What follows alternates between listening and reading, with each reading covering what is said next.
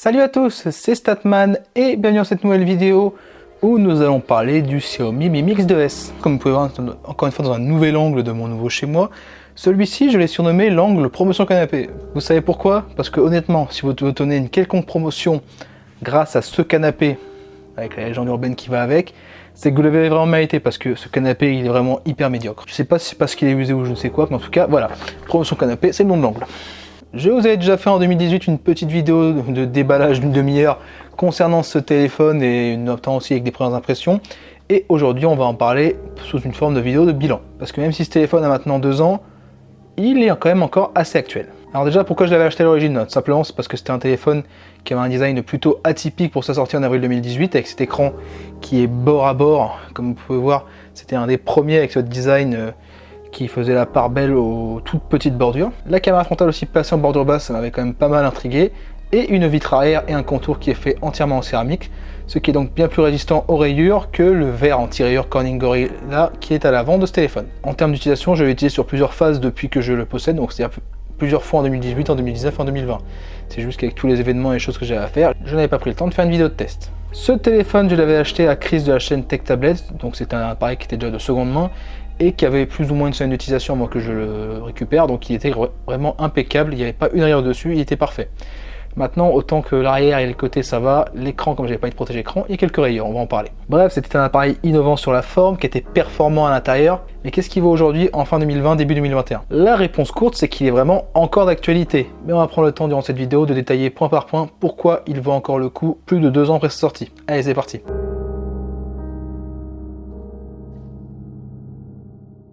Petit rappel rapide des specs, donc ce Xiaomi Mi Mix 2S, c'est un téléphone de 5,99 pouces, ils étaient précis, hein, doté d'un écran 1080p, donc c'est un écran Full HD+, parce que c'est un format 18/9. L'écran de technologie IPS LCD et est doté d'une densité de pixels de 403 pixels par pouce. Le double appareil photo dorsal est de 12 mégapixels ouverture 1.8 et 12 mégapixels ouverture 2.4, donc on avait un appareil photo principal et un appareil photo qui est fait pour un zoom optique 2 fois, et l'appareil photo frontal est de 5 mégapixels avec une ouverture f2. Le SoC est un Snapdragon 845, donc c'était le SoC ultra haut de gamme de Qualcomm il y a 2 ans, et aujourd'hui il tient encore vraiment la corde. Ce téléphone est doté de 6 Go de RAM et de 64 Go de NAND flash UFS 2.1, donc c'était le top du top à l'époque, et encore aujourd'hui c'est très rapide. Il n'y a pas d'extension de stockage par carte micro SD, la batterie est de 3400 mAh non amovible, bien évidemment que le dos en céramique. Les touches système se font soit par geste tactile, donc au bas, gauche-droite, maintenant on n'y est pas l'habitude, notamment sur beaucoup de téléphones Android qui utilisent ces gestes plutôt que des boutons de navigation. Mais si vous le souhaitez, sur MIUI, vous pouvez aussi configurer les boutons de navigation classiques, multitâches, menu et retour. Enfin, le port de charge et de synchronisation est un port USB type C, et de ce que j'ai pu voir en termes de transfert,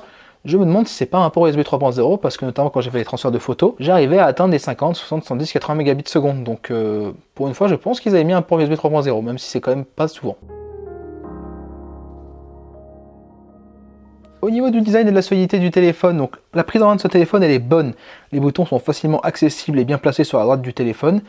Et si ce n'est la nécessité de tenir le téléphone un peu plus fermement que les autres parce que le design en céramique à l'arrière est quand même un peu glissant, honnêtement l'utilisation de ce téléphone se fait sans aucune souffrance. Pareil pour le capteur empreinte digitale à l'arrière, il se tombe parfaitement sous le doigt, donc c'est parfait. Le Xiaomi Mi Mix 2S dispose d'une bonne résistance aux pressions anormales avec une marque assez faible au moment de la pression quand on appuie assez fort sur le téléphone. La résistance à la torsion est excellente grâce à la structure en céramique de ce téléphone, et le niveau d'abrasion subi par ce téléphone, notamment sur son écran, puisqu'il n'y a jamais eu de protège écran mis dessus, est selon moi plus qu'acceptable vu le temps que je l'ai utilisé en tout. Je pense l'avoir utilisé entre 6 et 8 mois en tant que téléphone principal, et après je l'ai utilisé un peu sans carte SIM à côté quand ma tablette était téléchargée, et après il était stocké avec les autres téléphones, donc pas toujours de manière très safe pour son écran. En toute honnêteté, ce téléphone aurait pu être bien pire en termes d'abrasion, puisque malheureusement il a subi une chute avec moi, je suis tombé avec lui, dans le jardin du Luxembourg d'une sortie en 2019 où je suis tombé par terre et le téléphone a été mis face avant directement sur les cailloux du jardin du Luxembourg. Ce qui en est ressorti, c'est qu'il y a eu 2 rayures un peu profondes qui sont faites, mais même dès qu'on n'est pas en plein soleil, ces rayures on ne les voit pas, donc l'écran Corning Gorilla a vraiment été de bonne efficacité. Et honnêtement, vu les dizaines de chutes que ce téléphone a subi, toutes avec une coque de protection, c'est celle-ci qui, comme vous pouvez le voir, a subi une casse sur le coin en bas à gauche. La construction de ce téléphone résiste aux différents aléas du quotidien. De plus, comme à l'origine ce téléphone est fourni avec une coque de protection qui est similaire à celle-ci, malgré tout la coque d'origine je ne l'ai pas utilisée, eh bien vous n'avez qu'à investir dans un protège-écran quand vous recevez le téléphone. Bref, tant sur la prise en main que sur la résistance du téléphone, je suis très satisfait. Ce n'est pas un téléphone qui va se dégrader visuellement très rapidement au fil des mois, et c'est quelque chose qu'on attend d'un téléphone qui coûte entre 500 et 700 euros. Donc là-dessus, Xiaomi avait rempli le contrat. Au niveau de l'écran 5,99 pouces de ce Xiaomi Mi Mix 2S, donc que je vous rappelle IPS LCD 1080p, 403 pixels par pouce, avec une protection Corning Gorilla Glass 4 et une couverture la rend du téléphone à 80,9%, ce qui était vraiment très bon pour l'époque.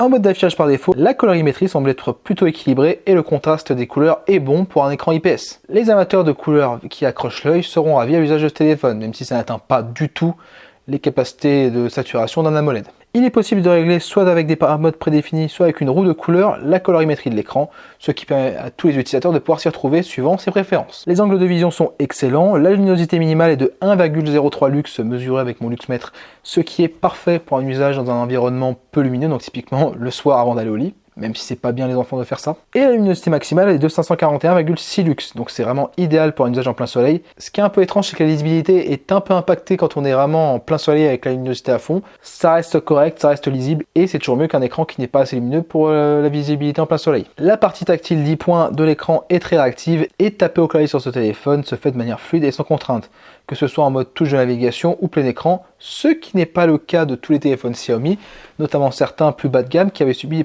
pas mal de bugs et de problèmes, je ne sais pas si c'était hardware ou software, qui faisaient que dès qu'on avait non pas les touches de navigation mais les gestes tactiles pour pouvoir naviguer dans l'interface Android, et bien que ce soit avec le clavier Google ou avec SwiftKey, il y avait des bugs au moment de taper, donc je ne sais pas ce qui s'était passé avec ce téléphone plutôt entrée de gamme, mais en tout cas, sur le Mi Mix 2S, pas de problème comme ça, on tape sans aucun souci. Si je devais citer une limite de cet écran, je soupçonne que le temps de réponse de la dalle IPS ne soit pas la meilleure du monde. En effet, en utilisation classique, on peut remarquer que les icônes et les textes ont tendance à traîner un petit peu au moment où vous glissez votre doigt pour pouvoir bouger à l'interface Android.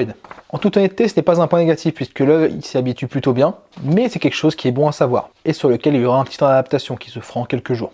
On était aussi avec l'un des premiers modèles de téléphone qui utilisait un écran 18/9, donc la tolérance pouvait être permise, surtout qu'en plus que ce n'était que du confort. C'est pas comme si l'écran était très mauvais au niveau des couleurs, même si en fait je sais pas si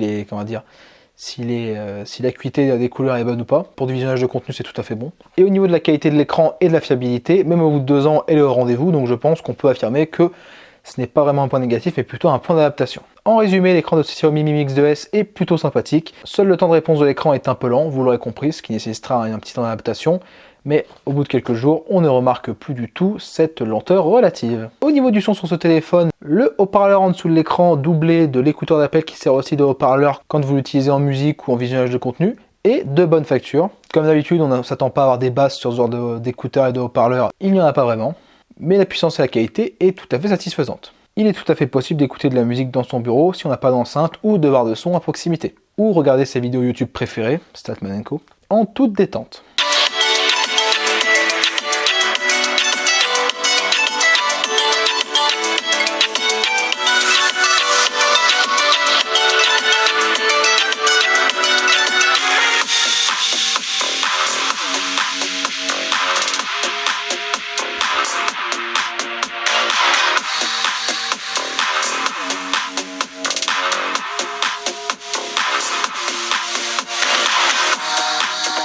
En ce qui concerne l'écouteur d'appel tout seul pour les appels, le son n'est pas parfait, la puissance est correcte, mais la clarté est en deçà de la moyenne. Et ça, je pense qu'on peut l'attribuer au fait que l'écouteur d'appel est d'une taille vraiment réduite sur ce téléphone. C'est l'un des compromis que Xiaomi a souhaité faire pour pouvoir rendre son téléphone le plus court en bord possible. Mais honnêtement, c'est un compromis qui est un peu étrange parce que l'écouteur d'appel, donc la fonction primaire d'un téléphone, n'est pas un endroit où on est censé quand même faire des compromis. Rassurez-vous, vous pourrez téléphoner sans aucun souci et écouter sans aucun souci, mais votre interlocuteur n'aura pas sa plus belle voix que vous n'aurez jamais entendue. Ayant été l'un des premiers téléphones à abandonner la prise jack, ce Xiaomi Mi Mix 2S vous est livré avec un adaptateur USB-C vers prise jack 3,5 mm. En termes de qualité sonore, rien de spécial à redire, que ce soit en filaire ou via le Bluetooth. La puissance et la qualité adéquate sont au rendez-vous, sachant qu'en filaire, vous pourrez profiter des options dans MIUI pour pouvoir personnaliser votre son et le rendre le plus agréable possible. Notamment si vous avez des écouteurs Xiaomi qui eux sont dotés carrément de presets sonores. Bref, outre l'écouteur d'appel qui peut être un peu décevant pour certains, pas grand chose à dire au niveau du son, ça reste un téléphone très compétent sur ce point, même en fin 2020, début 2021. Au niveau de la connectivité des capteurs, le Xiaomi Mi Mix 2, pas le 2S, le 2, était l'un des premiers téléphones Xiaomi qui se voulait vraiment global, quelle que soit sa version. Le Xiaomi Mi Mix 2S, lui, a gardé cette même intention. Pour la France, nous avons une couverture complète au niveau de la 2G, la 3G, la 4G, notamment en 4G avec la bande 800, 1800, 2600 et aussi la bande 700 qui correspond à la bande 28 si on se réfère au nombre plutôt qu'au spectre. Aucun souci non plus avec la force de réception du réseau. C'est simple, au moment où j'avais reçu ce téléphone, il était doté du meilleur modem 4G que je n'avais jamais eu. Et il était en réalité constante avec l'iPhone 8 Plus, que ce soit au niveau de l'accroche que des vitesses de connexion. Le stockage interne de l'appareil n'est pas extensible par carte microSD. Néanmoins, les 64 Go de ce modèle ne m'ont jamais posé problème. En 2018, il était quand même bien rare d'être en manque de place et d'être embêté par ce genre de problème. En 2020, 64 Go peut être un peu limite sur un panel d'applications et qu'on ne vide pas régulièrement ses photos, ce qui m'arrive souvent. Cependant, je m'en suis toujours sorti aisément avec 64 Go de stockage, même aujourd'hui. Rien à dire concernant le Wi-Fi et le Bluetooth, tout marche parfaitement et les débits en Wi-Fi AC 5 GHz sont vraiment très bons. Ça va être plus compliqué désormais de pouvoir vous tester le Wi-Fi parce que je suis de retour en ADSL dans mon nouveau chez moi, donc je connais la vitesse maximale théorique, mais en même temps, comparé entre 12 mégas et 8 mégas, c'est pas top. Le partage de connexion et les NFC fonctionne aussi parfaitement bien. Le GPS fonctionne plutôt bien que ce soit avec l'aide des réseaux cellulaires ou par lui-même. Le capteur d'empreinte digitale est très fiable et très rapide. C'est l'un des capteurs d'empreinte les plus rapides et les plus fiables que je n'ai jamais eu. Et si je compare un téléphone de 2020, le OnePlus Nord avec son capteur d'empreinte digitale dans l'écran est moins bon et moins fiable, faut le dire. On aura l'occasion d'en reparler très bientôt. Et pour tous les basiques d'un smartphone moderne, donc capteur de luminosité, capteur de proximité, accéléromètre, gyroscope et boussole, tout fonctionne parfaitement, rien à signaler. Il est à noter que comme sur beaucoup de téléphones Xiaomi récents, il dispose d'une LED de notification qui n'est pas placée en haut mais en bas et c'est une LED qui est seulement blanche, elle n'est pas RGB. Elle est largement assez puissante pour être vue dès qu'elle est en fonctionnement. Je suis content d'avoir une LED de notification mais je préfère quand elle est multicolore et qu'on peut la programmer. Ce n'est pas le cas ici. Bref, en résumé, le Xiaomi Mi Mix 2S, en plus d'être bien doté au niveau connectivité, dispose de capteurs fiables et d'un ensemble cohérent entre réseau sans fil, connectivité et capteur. Rien ne manque sur ce téléphone si ce n'est potentiellement un slot micro SD. Ce que je peux excuser quand un téléphone propose au moins 50 Go au démarrage du téléphone, même si les possesseurs de grandes vidéothèques seront sûrement très déçus de n'avoir que 64 Go de stockage. Passons maintenant à la partie photo de ce téléphone. Donc, je vais beaucoup parler des capteurs arrière plutôt que des capteurs avant, parce qu'au final, le capteur avant, je l'ai assez peu utilisé. J'ai quand même quelques photos à vous montrer. Mais autant vous dire tout de suite, si les capteurs arrière sont vraiment de bonne facture, le capteur avant, je ne sais pas si c'est un compromis par rapport au fait de l'avoir placé en bas, mais il n'est pas de bonne qualité. En bonne condition lumineuse, les caméras arrière sont toujours largement dans le coup en 2020 selon moi. Le Mi Mix 2S est capable de produire de très belles photos détaillées pour lesquelles un coup d'HDR peut rendre les couleurs plus contrastées que le réel si cela vous plaît. Ces deux seules vraies faiblesses sont les situations de contre-jour où la qualité reste dramatiquement, là c'est vraiment une de ses grosses faiblesses, et les situations d'intérieur où la lumière serait un peu faible ou inégale. Les images sont généralement assez lumineuses mais perdent assez facilement en détail. Cependant, j'ai vraiment apprécié prendre des photos avec ce téléphone, notamment en prise de photos de paysages qui ressortent particulièrement bien. Alors là, je ne parle pas de paysages avec un mode spécial, mais en fait, prendre des photos, il y a beaucoup de choses à photographier. Typiquement, vous allez voir toutes les photos que je vais mettre là. J'ai des photos à Paris, j'ai des photos à Disney, j'ai des photos un peu partout. En fait, je l'ai tellement utilisé dans des moments importants sur ces dernières années que j'ai vraiment de très beaux clichés avec et j'ai vraiment un certain affect pour l'appareil photo arrière de ce téléphone. Pour ce qui est des conditions de basse lumière, l'appareil photo arrive à capter une quantité de lumière pertinente en mode automatique et va souvent capturer plus de lumière que la réalité en mode HDR comme en mode nuit. Le point principal de la visibilité en basse lumière est rempli, bien que la qualité et le piqué du cliché soient au mieux médiocres ou au pire mauvais. Le flash est de bonne puissance et de couleur homogène pour permettre de rendre des photos bien éclairées, notamment en environnement sombre en intérieur. Il sera donc bien utile en secours des situations compliquées quand vous serez entre quatre murs. Au niveau des modes spéciaux, le mode portrait ne m'a pas convaincu du tout.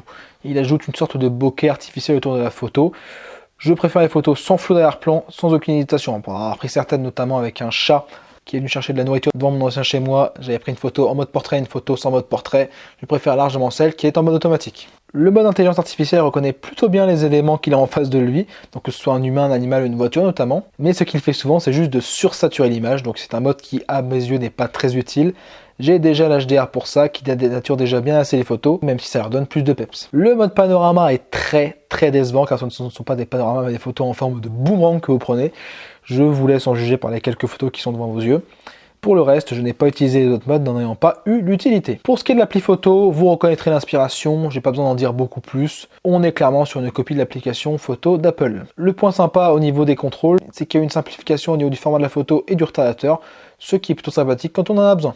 Pour vous parler rapidement de l'appareil photo frontal, il est passé dans la bordure du bas comme je vous l'ai dit juste avant. Ce qui paraît d'abord étrange, puis avec le recul, c'est une idée pas si bête quand on voit les écrans percés et les caméras gouttes d'eau qui sont la norme en 2020. Sachant qu'en plus l'appareil photo reconnaît quand vous retournez le téléphone et replace bien l'interface, ça a été pensé jusqu'au bout, donc là-dessus, il n'y a pas de souci. Cependant, la qualité est moyenne au mieux. C'est idéal pour une personne qui, comme moi, ne prend pas beaucoup de selfies, puisqu'en bonne lumière, ça suffira pour aller sur les réseaux sociaux, mais dès que les conditions seront un peu plus difficiles, les photos manqueront cruellement d'honnêteté, de piqué et même de saturation. Bref, je trouve l'idée de placement assez sympathique, mais il n'y a aucun miracle en termes de qualité. Passons maintenant à la vidéo. Donc en bonne condition lumineuse, les vidéos sont de bonne qualité, même en 1080p, ce qui m'a vraiment beaucoup surpris. Même en fin 2020, cette caméra arrière fait une bonne figure. Le micro en vidéo est de bonne qualité, avec une qualité d'enregistrement à 200 kbps. C'est au printemps, tu vois, quand les prairies sont en fleurs et tout, parce que c'est un parc Et la stabilisation est de très bonne qualité également. Donc globalement, en bonne condition lumineuse, j'ai été très surpris. En basse lumière, on retrouve les lacunes vues dans les photos. Le piqué baisse dramatiquement, bien que la prise de lumière soit optimale. Et pour info, je n'ai pas pris de vidéo avec la caméra frontale de toute mon utilisation, mais je ne compterai pas sur des vidéos de bonne qualité.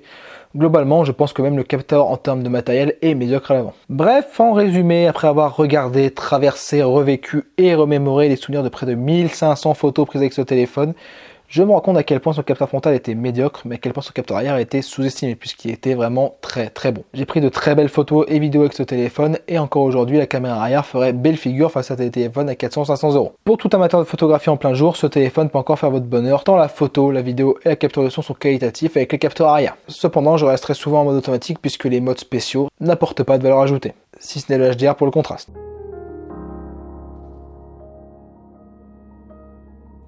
Au niveau de l'autonomie, la batterie de 3400 mAh du Mi Mix 2S ne sera pas le meilleur ami de l'utilisateur intensif, qui doit s'attendre à recharger son téléphone tous les soirs. Néanmoins, les personnes à usage plus limité, entre 3 et 4 heures par jour, pourront faire en sorte d'étendre la batterie à 2 jours, ce qui est acceptable pour le duo SoC batterie de ce téléphone. La moyenne d'autonomie se situe entre 6 et 8 heures d'écran allumé, avec une tendance à être plutôt proche des 6 heures que des 8 heures. Ça reste plus que correct. J'ai aussi remarqué que la consommation la nuit sur une recharge qui dépassait la journée est assez basse, ce qui évite de s'endormir et d'avoir la mauvaise surprise en se réveillant que son téléphone se passait de 30% restant à 15 ou 10% restant. La recharge rapide était l'un de ses points forts, avec une recharge à 60% au bout de 30 minutes, à 90% au bout d'une heure et à 100% au bout d'une heure et demie.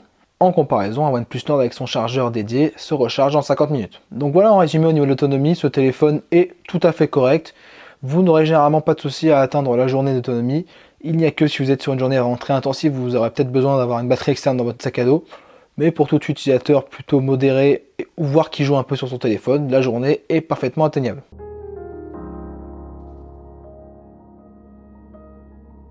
Parlons maintenant performance, qui est censé être l'un des points forts de ce téléphone puisqu'il dispose du SoC ultra haut de gamme de 2018. En usage classique, pas de souci du tout sur les applis type réseaux sociaux, applis de vie quotidienne, donc les news, la banque, le GPS, le Waze, le machin, le bidule. Les ouvertures d'applications se font de manière très rapide et les applications récentes se maintiennent aisément en RAM, ce qui évite le temps de rechargement dès qu'on veut changer d'application. Au quotidien, la fluidité est très bonne, même en fin 2020, début 2021. Dans les jeux demandant plus de ressources, pas vraiment de soucis non plus. Le Snapdragon 845 est le SoC de référence de 2018 et les jeux n'ont pas énormément évolué graphiquement depuis 2018, donc aucun souci pour faire tourner tous les jeux récents sur ce téléphone. Personnellement, ce n'était pas le point qui m'intéressait le plus, puisque depuis 3 ou 4 ans, je ne joue quasiment plus sur smartphone, si ce n'est à d'autres jeux de temps en temps. C'est aussi pour ça que, selon moi, la gamme de Qualcomm qui m'intéresse le plus, c'est plutôt la gamme 600, la gamme 700 que la gamme 800. Même si les petites caractéristiques en plus de la gamme 800, notamment autour de l'appareil photo et des fonctions matérielles, m'intéressent quand même si elles ne sont pas toujours d'utilité.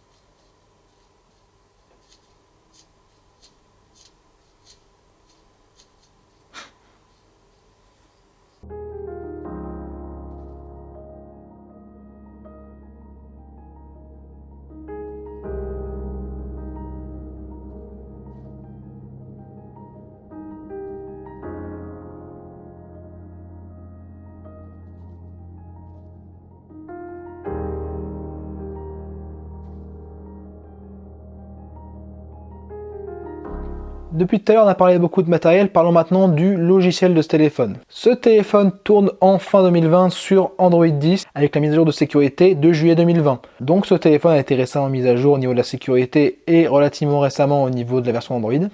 Cependant, ça a déjà été annoncé, Android 10 sera la dernière version majeure de ce téléphone qui aura connu Android 8, Android 9 et Android 10. Donc au niveau du suivi, ça a été plutôt correct, mais sans plus, surtout que le hardware est très loin d'être obsolète. Au niveau de la surcouche, MIUI 12 a été déployé récemment sur ce téléphone. Et généralement, c'est un point fort de la marque qui, même si elle arrête de mettre à jour Android, continue un an après à mettre à jour sa surcouche sur le téléphone. Ici, on est sur la dernière version en date, MIUI 12.0.1. Ce qui est très remarquable quand on l'utilise au quotidien, c'est que MIUI 12 a une inspiration qui est très largement tirée d'iOS 7. Dans les bulles de dialogue, dans le centre de notification et dans le control center, il y a carrément un control center qui a été littéralement copié d'iOS, même si au lieu de l'activer depuis le bas, vous l'activez maintenant d'en haut, ce que j'aime vraiment pas du tout au niveau de l'UX. Heureusement, si vous cherchez un peu, vous vous rendez compte que le centre de contrôle peut être désactivé au profit d'un centre de notification plus contrôle rapide de manière très classique qu'on a sur Android. Donc là-dessus, au moins c'est bien, il nous laisse le choix. Comme pour les boutons de navigation et les gestes tactiles. Et vous pouvez voir actuellement un petit tour rapide de l'interface de MIUI 12, la surcouche d'Android, qui est sûrement la plus chargée en 2020 chez les marques de smartphones actives. Au niveau des bugs, il n'y en a vraiment aucun qui est remarquable sur MIUI 12, si ce n'est les captures d'écran déroulantes qui bizarrement ne fonctionnent plus dans les paramètres de batterie. Donc quand j'ai voulu prendre mes tours de batterie avec les heures d'écran allumées, je ne pouvais plus faire des captures d'écran déroulantes. Donc c'est un petit bug qui reste, mais sur tout le reste, il n'y a pas de crash, pas de ralentissement spéciaux, donc je pense que l'OS avait bien été testé. Le seul regret majeur que j'ai avec MIUI, mais ce n'est pas forcément juste avec ce Mi Mix 2S, c'est la présence ponctuelle de publicité dans les applications Xiaomi. Je peux comprendre que ça puisse permettre de rapporter l'argent à Xiaomi, qui ne se fait pas les plus grosses marges du monde et qui l'annonce depuis un certain temps, que ce n'est pas sur les smartphones qui sont les plus grosses marges. Cependant, ouvrir le lecteur audio pour aller mettre de la musique et avant d'avoir même la musique, de se manger une pub plein écran, honnêtement, c'est pas cool. Mais c'est le modèle économique de Xiaomi qu'on peut un peu rapprocher, même si c'est pas exactement la même chose, du modèle économique de Windows 10. Vous avez sûrement dû vous en rendre compte, mais vous pouvez utiliser Windows 10 sans l'activer. Cependant, que vous l'activiez ou pas, vous avez toujours, lors des premiers démarrages, une tonne d'applications supplémentaires qui sont préchargées ou qui sont juste installées dans les menus démarrer. Les Candy Crush, les jeux, les machins, les bidules, notamment tout autour de Gameloft. Vous pouvez vous rendre compte qu'il y a toujours 4 ou 5. Et tout ça est issu de contrats commerciaux. Au niveau de la gestion des 6 Go de RAM en logiciel, l'OS garde un grand nombre d'applications de votre choix chargées. Vous pouvez donc scroller d'Instagram, Twitter, en passant par votre jeu mobile préféré en un claquement de doigts tant que vous ne fermez pas l'application. Sur le plus long terme, et ce n'est pas nouveau, l'OS va avoir tendance à fermer les applications si vous les laissez longtemps en arrière-plan, ce qui évite d'avoir des consommations de batterie qui soient inutiles. Et même quand vous devez recharger l'application, ce n'est pas très long grâce au Snapdragon 845, donc là-dessus, pas de souci. À titre personnel, j'ai tellement utilisé MIUI ces dernières années que je me suis bien habitué à cet OS et que je l'apprécie beaucoup. Cependant, je trouve vraiment que cette dernière itération MIUI 12 n'est pas la meilleure. Je préfère MIUI 11 largement, parce que cette inspiration iOS 7 de MIUI 12 est pas très bien pensée selon moi. Le rajout d'animation en plus inutile, le control center qui au niveau de l'UX est une catastrophe, les menus qui sont pas forcément beaucoup plus beaux et les bulles de dialogue qui sont vraiment copier-coller quasiment d'iOS. Ça ne me plaît pas plus que ça, et MIUI 11 était meilleur sur ce point-là. En tout cas, c'était moins grossier. Cependant, si on en juge l'évolution, j'ai pu l'avoir depuis maintenant 4-5 ans, MIUI d'ailleurs, je dis les deux, mais en fait, normalement c'est MIUI. MIUI reste sur le plan fonctionnel bien meilleur qu'il y a 4 ou 5 ans, et c'est une surcouche agréable à utiliser au quotidien. Au niveau des bidouillages possibles, ce téléphone peut voir son bootloader déverrouillé, et c'est ce que j'ai fait. Mais cela prend du temps puisque Xiaomi valide chaque demande de déverrouillage du bootloader manuellement. Personnellement, il me semble que j'ai attendu entre 10 et 15 jours pour le mien. Au niveau des ROM alternatives, il existe des ROM alternatives pour permettre au Mi Mix 2S de continuer sa route loin de MIUI, mais sur Android 11. Ce téléphone peut donc être une bonne affaire pour les bidouilleurs qui souhaitent un téléphone puissant, avec un bon appareil photo, mais pas forcément à un prix déconnant. En prenant un peu de temps et en étant un peu patient, ce téléphone pourra continuer d'être mis à jour. Pour ceux qui apprécient LineageOS, donc qui est le successeur depuis maintenant un certain temps de CyanogenMod, une ROM LineageOS 17.1 sur Android 10 est disponible et la ROM 18.0 basée sur Android 11 devrait arriver en 2021. Il sera donc possible d'avoir un OS stock épuré et à jour sous peu.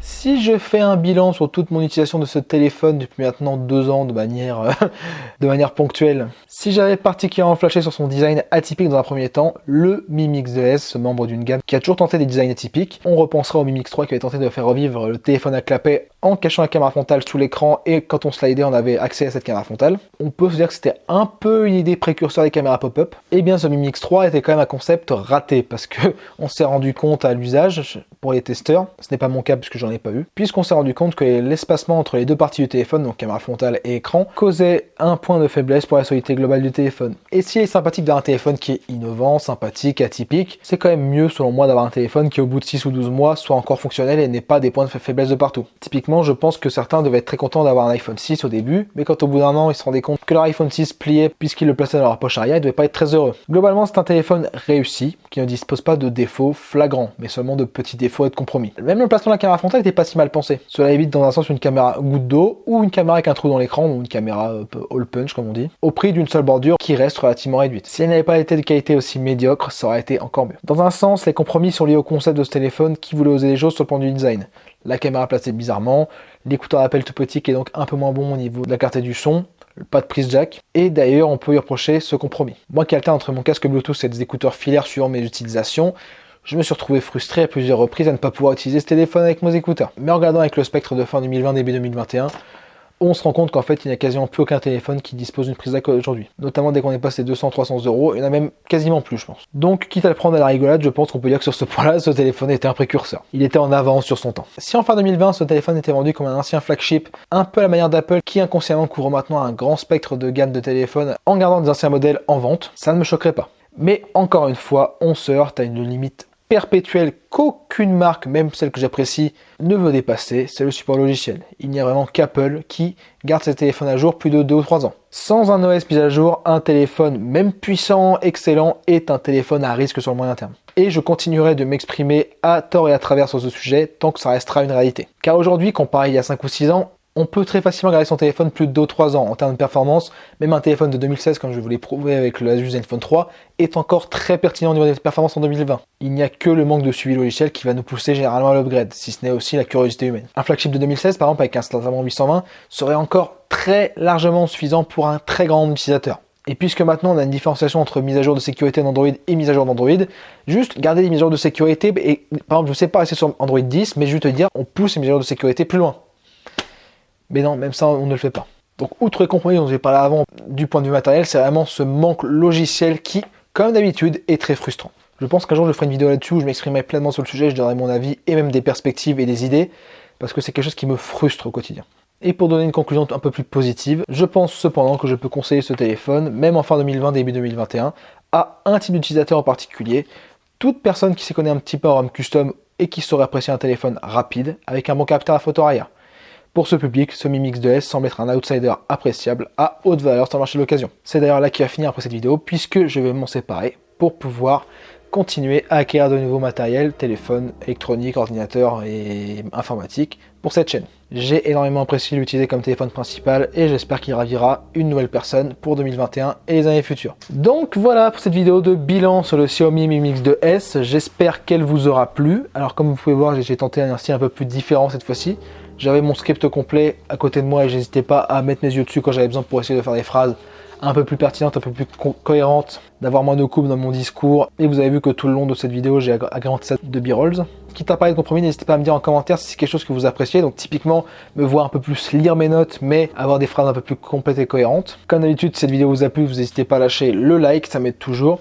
Si vous voulez vraiment m'aider, n'hésitez pas à la partager sur vos réseaux sociaux. Ou vous pouvez d'ailleurs me retrouver que ce soit sur Facebook, Twitter, Instagram. Et puis sur ce, on se dit à très bientôt pour une prochaine vidéo. Allez, salut!